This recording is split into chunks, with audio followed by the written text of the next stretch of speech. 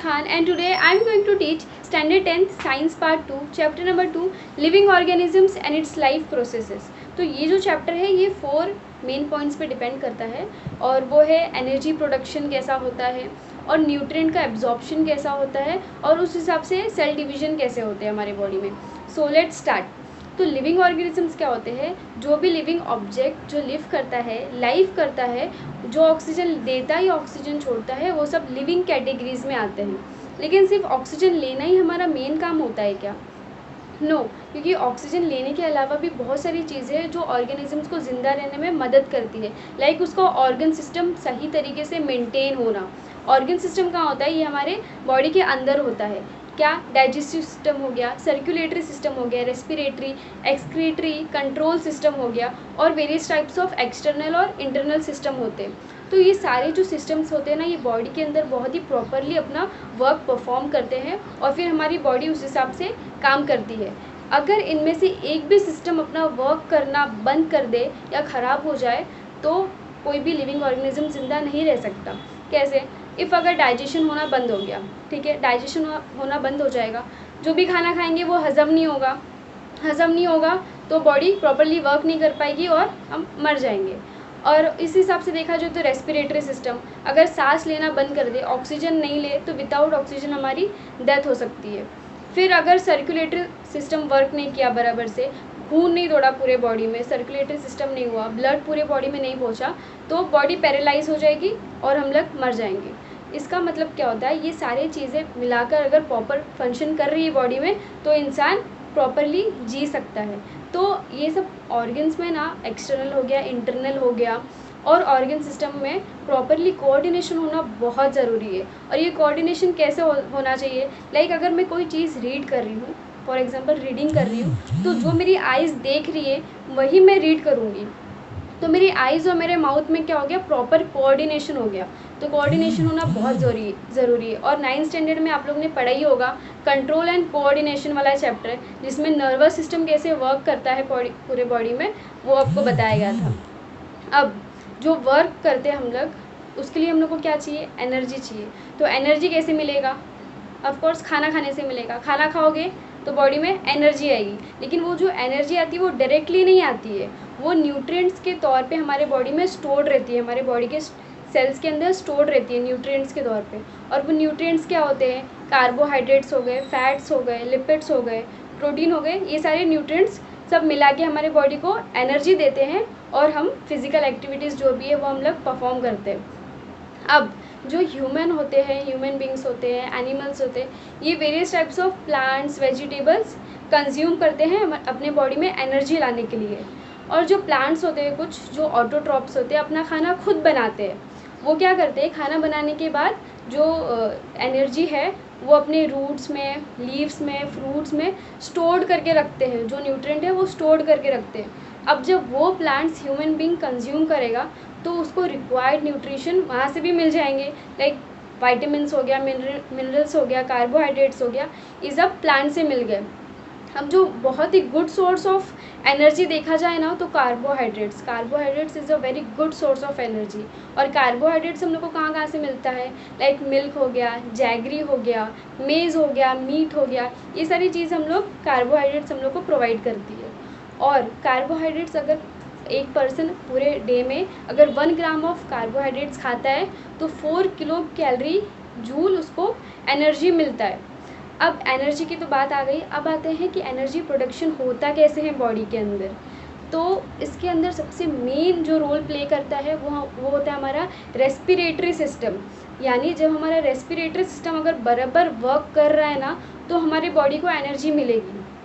अब आप लोग सोचोगे यार आपने तो कहा था कि खाना खाने से एनर्जी मिलता है, तो फिर तो डाइजेस्टिव सिस्टम रिस्पॉन्सिबल होना चाहिए ना एनर्जी प्रोडक्शन के लिए। तो रेस्पिरेटरी सिस्टम कैसे हुआ?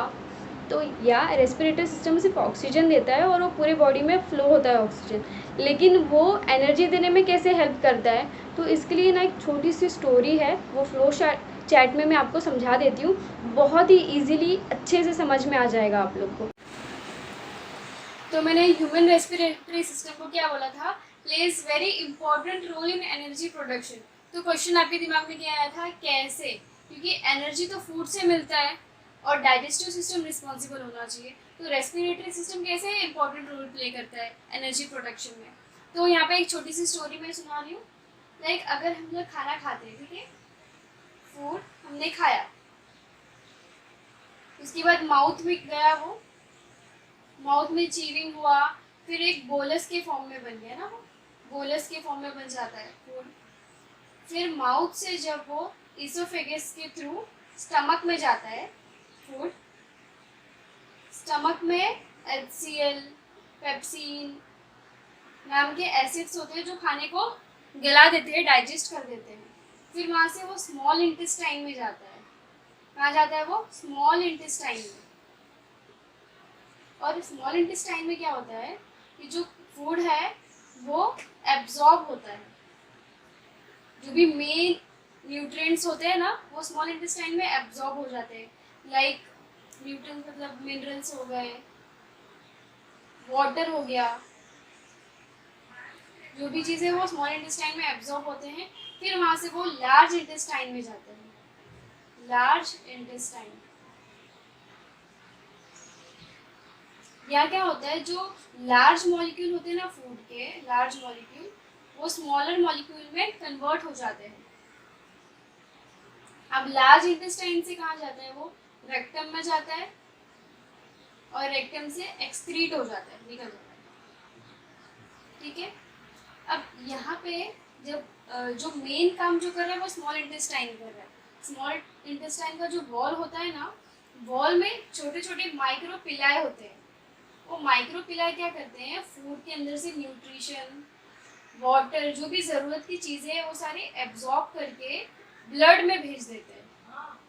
अब ब्लड पूरे बॉडी में फ्लो होता है, तो ब्लड से पूरे बॉडी के सेल्स के अंदर ये सारे न्यूट्रिशन, वाटर, मिनरल्स, सॉल्ट जो है वो सेल में चले जाते हैं।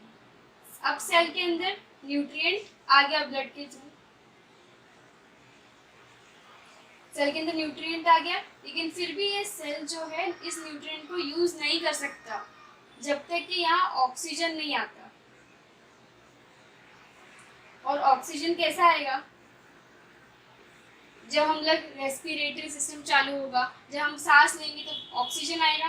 सेल के अंदर न्यूट्रिएंट ऑलरेडी है, ऑक्सीजन भी गया, तब इसके अंदर एक मेटाबॉलिक प्रोसेस होता है, मेटाबॉलिक प्रोसेस होता है, रिएक्शन होता है। उसमें क्या होता है कि रिएक्शन के बाद ये जो सेल है वो एनर्जी रिलीज करता है। एनर्जी क्या होती है? रिलीज होती है। एनर्जी के साथ साथ CO2 जो साइड प्रोडक्ट बनता है, CO2 वो भी रिलीज होता है। तो हम लोग ये सुना ना, हम लोग ऑक्सीजन लेते हैं और बाहर क्या छोड़ते हैं? सांस के द्वारा कार्बन डाइऑक्साइड छोड़ते हैं। तो एनर्जी तो रिलीज हुई, ये प्रोसेस के अंदर मेटाबॉलिक प्रोसेस में एनर्जी तो रिलीज हुई, साथ में साइड प्रोडक्ट कार्बन डाइऑक्साइड भी बना जो रिलीज हो जाएगा बाद में एयर में। तो ये मेन था। तो इसलिए हमने बोला कि रेस्पिरेटरी बहुत ही इंपॉर्टेंट। अगर ऑक्सीजन आएगा ही नहीं तो ये सेल इस न्यूट्रिएंट का क्या करेगा? कोई यूज नहीं है। जब तक ऑक्सीजन जाएगा नहीं, मेटाबॉलिक रिएक्शन होगा नहीं, एनर्जी रिलीज नहीं होगी। इसलिए मैंने कहा था कि ह्यूमन रेस्पिरेटरी सिस्टम बहुत ही इंपॉर्टेंट रोल प्ले करता है एनर्जी प्रोडक्शन में। ओके, ये समझ में आ गया सबको? सो होप आप सबको कॉन्सेप्ट अच्छे से समझ में आ गया होगा। अब आते हैं हम लोग ग्लाइकोलाइसिस पे। तो जो एनर्जी हमारे बॉडी में जो बनती है ना, वो स्टेप बाय स्टेप बनती है। तो वो कैसे बनता है सेल के अंदर, वो अभी हम लोग डिटेल में पढ़ेंगे। तो सबसे फर्स्ट जो स्टेप होता है वो होता है ग्लाइकोलाइसिस। ग्लाइकोलाइसिस में क्या होता है, जो ग्लूकोज है वो साइटोप्लाज्म के अंदर, सेल जो होता है सेल के अंदर साइटोप्लाज्म होता है, मैट्रिक्स होता है, और उसके अंदर ऑर्गेनेल्स होते हैं, माइटोकॉन्ड्रिया, राइबोसोम्स, उसके अंदर ही फ्लोट करते हैं। तो जो साइटोप्लाज्म होता है सेल यानी ऑर्गेनेल्स के बाहर, सेल के अंदर जो साइटोप्लाज्म होता है उसके अंदर ग्लूकोज ब्रेक होता है, ऑक्सीडाइज्ड होता है। ऑक्सीडाइज होने के बाद वो कुछ प्रोडक्ट्स फॉर्म करता है, जैसे कि पायरुविक एसिड हो गया, H2O हो गया, ATP हो गया, NADH2 हो गया, ये सारे प्रोडक्ट्स बनाता है। अब जो पायरुविक एसिड है ना, वो फर्दर ऑक्सीडाइज होने के बाद एसिटाइल कोएंजाइम A बनाता है, और एसिटाइल कोएंजाइम A ब्रेक होने के बाद NADH2 और CO2 मॉलिक्यूल बनाता है। तो वो NADH2 के 2 मॉलिक्यूल्स बनाता है और CO2 के 2 मॉलिक्यूल्स बनाता है। अब जो NADH2 है ना, इसका मेन काम क्या है, वो ATP कैरी करता है, एनर्जी कैरी करके रखता है अपने पास। तो वो एनर्जी यानी एक NADH2 जो होता है वो 3 मॉलिक्यूल्स ऑफ ATP को कैरी करता है। तो यहाँ पे कितने NH2 बने, तो 2 बने ना, तो 2 कितने कैरी करेंगे, 6 ATP कैरी करेंगे। अब आता है second step, try carboxylic acid.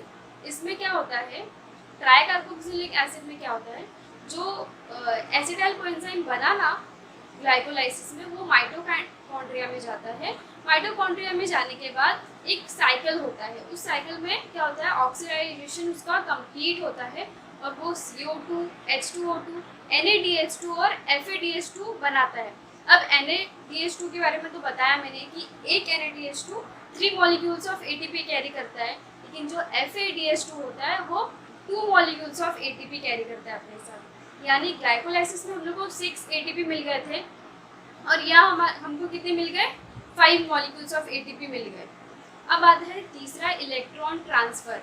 इसमें NADH2 और FADH2 ना अपने इलेक्ट्रॉन्स ट्रांसफ़र करते हैं और H2O बनता है और CO2 साइड प्रोडक्ट्स बनता है और 3 मॉलिक्यूल्स ऑफ ATP यहाँ पे भी मिलते हैं हम लोग को NADH2 से और 2 मॉलिक्यूल्स ऑफ ATP हम लोग को FADH2 से मिलते हैं। तो इसी तरीके से जो एनर्जी है जो हमारे सेल के अंदर माइटोकॉन्ड्रिया में स्टोर्ड रहता है, माइटोकॉन्ड्रिया को बोलते हैं power house of a cell, यानी मेन जो पावर है, एनर्जी जो है वो माइटोकॉन्ड्रिया के अंदर स्टोर्ड रहती है। सारी जो प्रोसेस होने के बाद वो माइटोकॉन्ड्रिया में स्टोर्ड रहता है वो एनर्जी। ओके, तो ये जो मैंने बताया वो मेजर पार्ट है इस चैप्टर का और बहुत ही इम्पॉर्टेंट पार्ट है और कॉन्सेप्ट भी जो मैंने बेसिक्स चीज़ें भी आपको बताई है वो बहुत ही इम्पॉर्टेंट है। तो एक बार आप लोग टेक्स्ट बुक से भी रीड कर लीजिए, लर्न भी कर लेना और वो मुझे तो पूरा 100% गारंटी है कि ये वीडियो के बाद आपको लर्न करना बहुत आसान हो जाएगा, बहुत ही अच्छे से समझ में आएगा। छोटी सी रिक्वेस्ट है, अगर आपको ये वीडियो अच्छा लगा हो तो इसे लाइक करना, सब्सक्राइब करना ना भूलें और इसे अपने फ्रेंड तक भी शेयर कीजिए ताकि वो लोग भी इस चीज़ का बेनिफिट उठा सके। और आपको कोई भी क्वेरी है, कुछ भी आपको फीडबैक देना है तो आप कमेंट सेक्शन में दे सकते हैं, बता सकते हैं, या फिर आप मेरे इंस्टाग्राम ID @It'sInayaKhan26 पे भी आप मुझे DM कर सकते हैं।